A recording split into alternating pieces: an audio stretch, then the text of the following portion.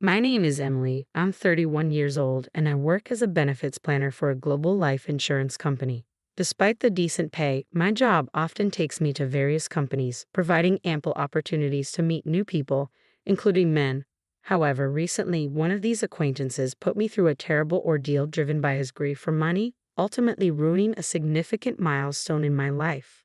Today, I'd like to share the story of this unfortunate event.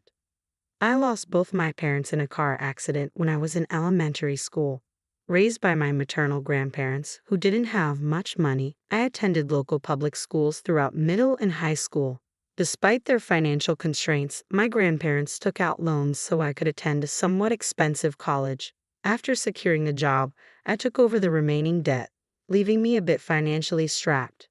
It was during this time that I met David through a mutual work connection. Upon sharing my financial situation with him, David nervously laughed, revealing his own struggle with student loans. "I'm in a similar boat, still paying off student loans," he said. "So, we're the debt repayment couple, huh?" I replied, feeling an immediate connection. "Exactly," I said. "I'd love to be debt-free as soon as possible." During our time dating, I found immense happiness with David, despite our limited disposable income. Over the 3 years, David continued to excel in his career, earning promotions that improved our quality of life. As his income increased, so did our relationship's stability. I, too, intensified my efforts in debt repayment, not wanting to lag behind. David always had encouraging words for me, reminding me not to push myself too hard. "Emily, if you collapse, I'll be ruined too. You're the reason I can work hard like this." "Thank you," he'd say. I reciprocated his support, acknowledging that he was my source of motivation as well.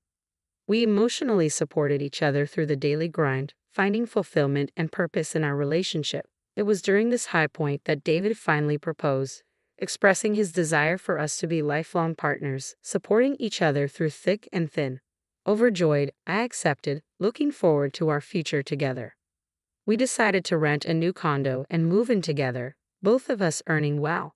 Our relationship only seemed to grow stronger, with David's parents welcoming me with open arms, thrilled to meet the woman their son had chosen, a beautiful and talented graduate from a reputable university. I recall feeling a mix of awkwardness and flattery as David's parents showered me with compliments. With no parents of my own and my grandparents, who raised me, now in a nursing home, I decided it was time for David to meet my high school best friend, Melissa. We arranged to meet at a cafe near Melissa's condo. "Nice to meet you, I'm David," he greeted her warmly. "Happy to finally meet you," Melissa replied with a smile. "Emily told me lots about you. Please take good care of her, she can be vulnerable at times." Though Melissa and I were the same age, she exuded stability and reliability. I had always looked up to her as a big sister figure, leaning on her for support when needed. A few months after this initial meeting, Melissa once again proved her unwavering support when a significant turning point came. Introducing David to my best friend went smoothly, and soon after, David and I began diving into wedding planning. However, David's work began demanding more of his time, often intruding on our plans. Even on days we had set aside for dress shopping, urgent calls would disrupt our schedule. "I have to work this weekend. I know it's a big day for us. I'm really sorry," David would apologize. Understanding his commitments, I reassured him, "It's okay. I'll try on the dresses, snap some pictures, and we can pick one later. Thank you for understanding." During this time, David was swamped with work, often having to work weekends and travel for business trips during the week. Left to handle much of the wedding planning on my own, juggling it with my job became exhausting. But despite the challenges, our hard work paid off.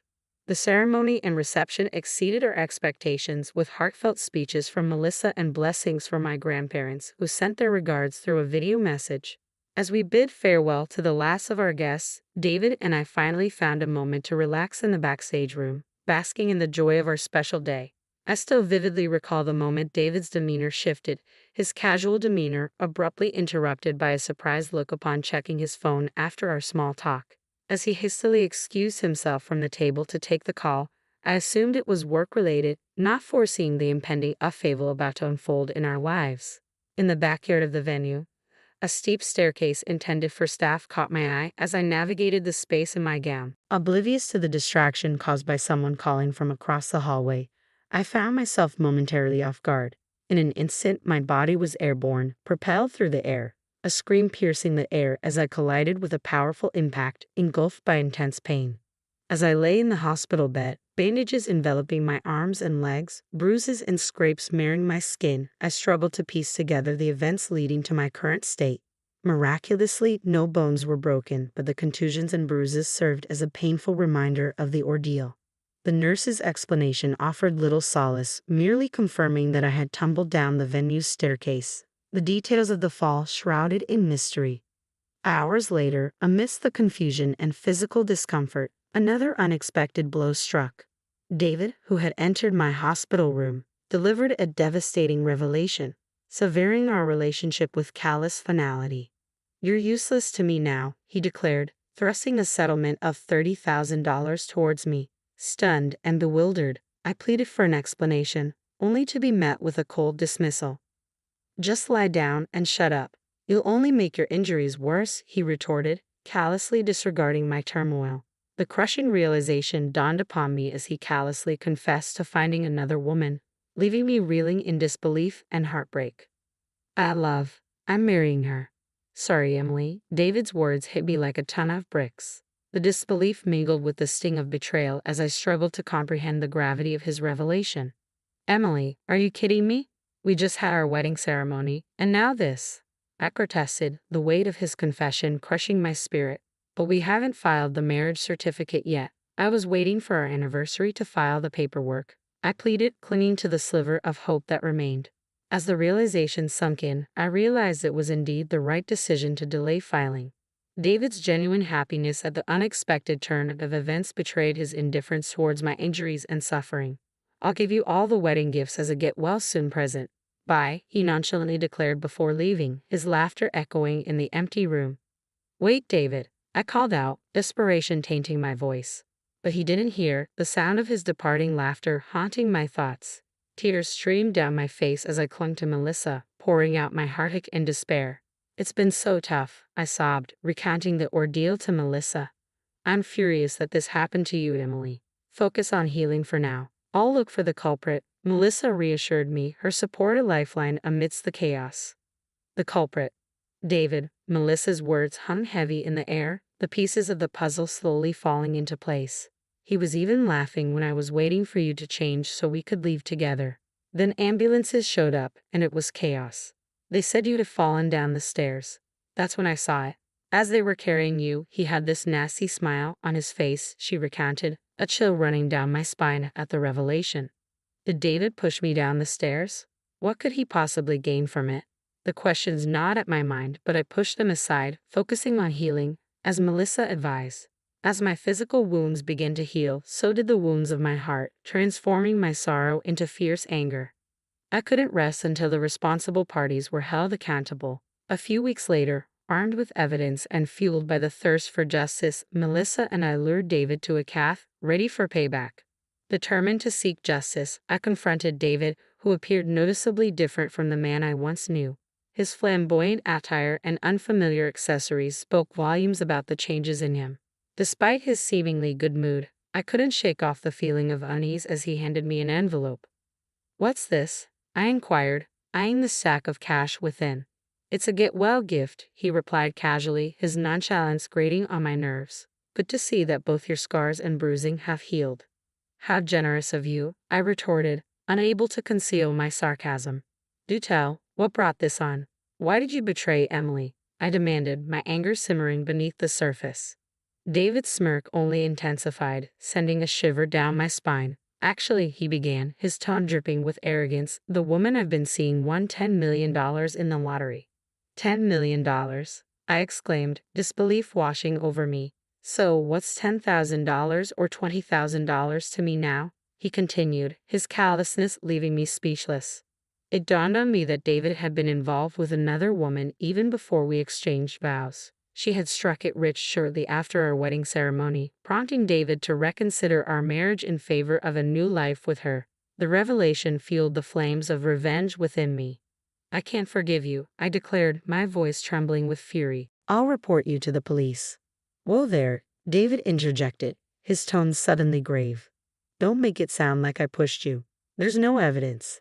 His words sent a chill down my spine, reminding me of the uphill battle we faced in proving his guilt. True, I conceded, recalling the staff's testimony of my supposed slip and fall.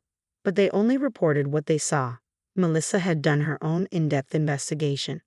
I'm really sorry for the trouble I've caused. He was blinded by the $10 million, too, Rebecca said, her voice trembling with guilt. Her tearful confession was heart-wrenching, and I couldn't help but believe her sincerity. After apologizing profusely, she quietly disappeared without saying a word to David. Several weeks later, I received a desperate call from David, asking to meet and talk. When I saw him again, he was much more modestly dressed than before, a stark contrast to his previous flamboyance. I can't get in touch with Rebecca. Do you know where she is? He asked, his voice filled with anxiety. Why would I know where your $10 million lady is? I replied, my tone cold. Right? Listen, Emily, I've given you a total of $40,000, right? No, it's actually $60,000, including the compensation. I corrected him. Is that so? I hardly remember. Can you return half of that money, or even just $10,000? He pleaded. No, but I do have some valuable information for you. Information. David's curiosity was piqued. Yes, information that's quite important for you, I said, taking out my mobile phone. I played a pre-recorded video, and David's eyes widened in disbelief as Rebecca appeared on the screen. David, I have to apologize to you. I'm really sorry. The story about me winning $10 million in the lottery was a lie. I lied because I couldn't bear the thought of you marrying someone else, she confessed. I'm truly sorry. I just apologized to Emily as well. I plan to disappear from this town, and I can't tell you where I'm going. I'm really sorry for ruining both of your lives.